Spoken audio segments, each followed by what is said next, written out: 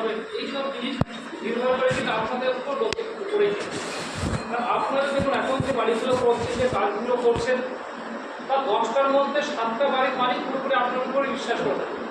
সবাই তো সমান থাকে না, কিছু লোক নিজেদের মতন কাজ করে যে আমি এটা করবো এটা করবো, কিন্তু পরে 10 জনের মধ্যে 7 জন, প্রায় 70% ও 60% লোক আপনাদের এই যে যারা আছেন এখানে, আপনাদের যে সাইটগুলো চলছে তাদের উপর নির্ভর করেই থাকে। তো যেখানে আমি জানি আগে তো নদীয়া জেলাতে সব জায়গায় মোটামুটি অন্য সিমেন্টেরই কাজ হতো, মাঝখানে কিছু গাফিলতির জন্য, কিছু বন্ধ থাকার জন্য হয়তো আপনারা অন্যদিকে চলে গেছেন, সেখানে অন্য সিমেন্ট ঢুকেছে, আস্তে আস্তে সেখানে মার্কেট করেছেন।